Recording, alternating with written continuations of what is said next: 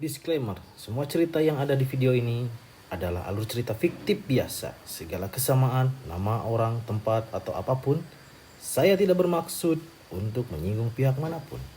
Cerita dan gambar semua yang ada pada video ini tidak untuk ditiru. Suasana malam yang hening, ada suara orang yang berlari. Ternyata seorang laki-laki berlari di kedalaman hutan. Dia pun kaget, kakinya terkena akar pohon lalu terjatuh. Dia terjatuh di atas tebing yang tidak terlalu tinggi. Kudubrak! Terlihat dia nampak kesakitan. Aduh, aku tak bisa menggerakkan kakiku. Ungkap laki-laki itu nampak kaget melihat ke depan dan bertanya-tanya. Siapa yang ada di depan? Sialan kalian. Nampak menggerakkan kedua telapak tangannya. Lalu berjalan dengan penuh keyakinan menghadapi 6 orang yang sudah menunggu, yang ternyata 6 orang ini akan mengincar nyawa laki-laki tersebut. 6 laki-laki tersebut kita sebut pasukan merah, bro. Ketiga pasukan merah itu nampak berbincang satu sama lain di atas pohon dan merasa senang dapat mengakhiri tugasnya dan tertawa mengejek berkata, tamat sudah kau pangeran Cheon. Ternyata namanya itu adalah Cheon yang laki-laki tersebut, yang nantinya dia menjadi tokoh utama kita ya. Cheon berkata dalam hatinya, dalam kebingungan karena tidak punya kekuatan untuk berlari lagi. Pasukan merah itu mengulurkan pedangnya dan bersiap menyerang Cheon. Cheon pun bertanya kepada dia tidak boleh masuk ke dalam akademi dan mengapa dirinya diincar dan mengatur hidupnya, sambil memperlihatkan gestur kesalnya dengan mata meremehkan seorang pasukan merah bahwa itu bukan masalah jika dia tidak masuk akademi bela diri. Pasukan merah itu pun menjelaskan selama kau punya hak untuk tahta, maka Cheon harus menyerah walaupun Cheon adalah seorang pangeran dan akan menjadi calon pewaris tahta. Pasukan merah itu tetap akan melenyapkannya. Pasukan merah itu berkata merendahkan ibunya yang disebut orang kampung yang bercampur dengan darah seorang raja dan melenyapkan tanpa rasa sakit. Cheon pun kesal dengan kata-kata pasukan merah itu yang merendahkan ibunya. Cheon pun bersiap mempertahankan diri agar tidak mati sia-sia, lalu mengeluarkan pisau di dalam bajunya dengan penuh tekad akan bertarung sampai akhir hayatnya. Pasukan merah itu pun kaget karena Cheon akan tetap melawan dan mempertahankan. Apakah dia sudah mempelajari bela diri dari Pendekar Jang? Jadi Pendekar Jang ini adalah penjaga rumahnya Cheon ya. Nampak serius menatap Cheon. Dengan badan lelahnya Cheon mengarahkan pisau bersiap membela diri. Pasukan merah itu pun menggeram dalam hatinya. Dia tidak bisa melawan kita bagaimanapun. Dia tidak bisa keluar dari garis keturunan bahwa dia seorang pangeran. Cheon tidak akan menyerah sampai akhir hayatnya. Pasukan merah merasa akan menyenangkan mengakhiri perburuan ini. 4 pasukan merah langsung menyerang Cheon tanpa ragu. Saat mendekat dengan Cheon pun mengibaskan pisau itu ke arah pasukan merah dengan sisa kekuatan dan terus mengibaskan kepada pasukan merah yang mendekat. Sontak Cheon pun kaget kesakitan ketika tangannya yang memegang pisau dihempaskan dengan satu kali pukulan dan pisau itu pun terlepas. Lalu salah satu pasukan merah dengan cepat menyerang Cheon dan mencengkram leher Cheon dengan satu tangan dan meremehkan perlawanan Cheon. Tetapi Cheon masih tetap berusaha melawan. Cheon pun mengambil pisau yang disembunyikan di belakang punggungnya. Sontak teman pasukan merah pun kaget mengingatkan temannya yang agar waspada pada Cheon, tetapi sudah terlambat karena Cheon sudah menyerang leher salah satu pasukan merah yang menyerangnya mengenai leher Cheon. Cheon pun terlepas dari genggaman salah seorang pasukan merah yang mencengkramnya. Cheon pun merasa senang karena berhasil melayangkan tusukan kepada salah satu pasukan merah tersebut. Rasakan itu, ungkap Cheon. Para pasukan merah itu pun kaget mengapa Cheon dapat melawan yang seorang bocah yang tidak punya bela diri melenyapkan salah satu dari mereka. Dan tebasannya itu pun hanya tipuan yang dapat mengelabui mereka sehingga mereka bisa lengah. Pasukan merah itu pun khawatir pada Cheon. yang menyembunyikan kekuatan bahwa dia bisa bela diri.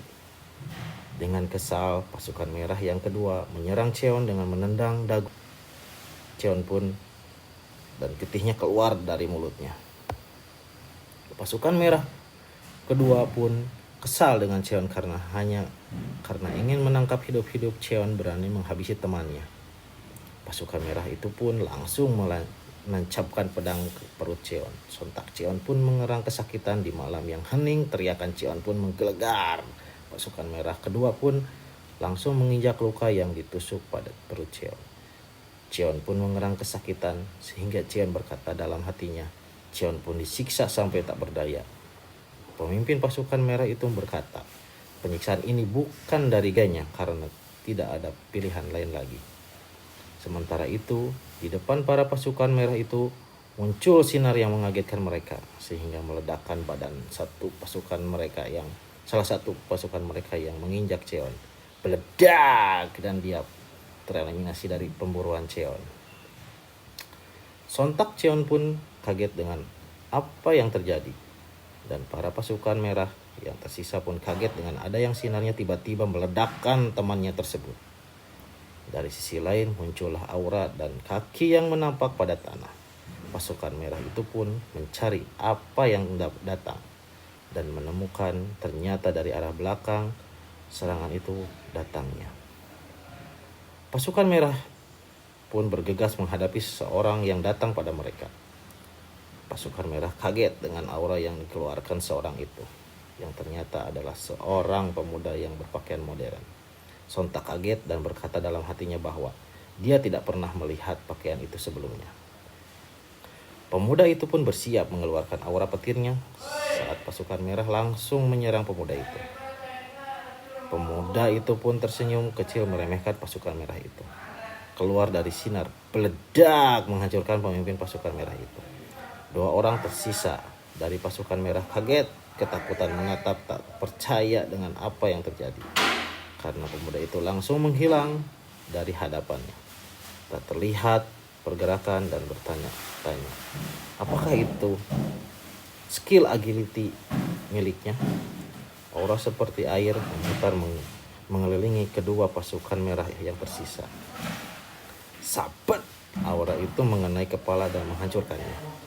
Sontak, satu lagi pasukan merah yang tersisa kaget bukan main. Karena kekuatan yang menyerang mereka kekuatan master tingkat tinggi.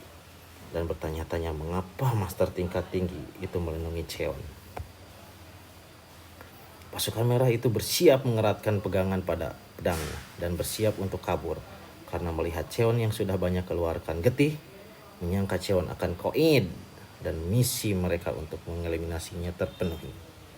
Saat sisa pasukan merah itu terbang yang akan kabur, muncullah aura pada tangan pemuda itu mengarahkan pada sisa pasukan merah dan meledakannya. Meledak, semua pasukan merah itu pun habis tak bernyawa. Cheon pun puas melihat semua pasukan merah tereliminasi dari Land of Dawn. Cheon pun tak berkuasa menahan rasa sakit yang dialaminya. Matanya terlihat sayu, tak dapat lagi menahan kelopak matanya untuk terpejam. Pemuda itu pun sangat semangat dan mengatakan, sepertinya suasana hati leluhur sedang baik walaupun dia sedang di ujung tanduk. Cheon pun membuka matanya dan bertanya-tanya, kenapa dia menyebut ke leluhur. Omong kosong apa yang dikatakan pemuda itu setelah muncul tiba-tiba. Pandangan Cheon pun mulai buram. Melihat pemuda itu dan terasa dingin dan mengira dia akan segera mati. Sementara pemuda yang menyebut Cheon, leluhur, melihat alat pada tangannya dan menggeram kesal karena dia sudah ditemukan oleh yang memburunya. Dan bergegas mengeluarkan alat yang di dalamnya ada cairan yang melihat leluhurnya yang sudah di ujung tanduk dan bergegas akan melakukan sesuatu, yaitu menyuntikkan cairan itu ke leher Cheon. Walau pemuda itu menyuntikkan, tapi dia merasa ngeri melakukannya. Pemuda itu pun berkata dekat muka Cheon, untuk mempermudah keturunan ini dan sukseslah. Lalu pemuda itu berdiri dan meneriakkan bahwa ia adalah nanomesin versi lama, semoga berhasil mempelajari dan menggunakannya. lalu pergi dengan kilatan petir. Sementara Cheon menggumam omong kosong apa yang dikatakan orang itu. Dalam kepalanya ada yang bersuara, nomor seri, dan menyebutkan angka-angka. Sontak Cheon pun kaget, tak percaya. Ada yang bersuara di dalam kepalanya. Lalu lagi di dalam kepalanya, Sky Corporation, generasi ketujuh, Nano Machine, mulai aktivasi.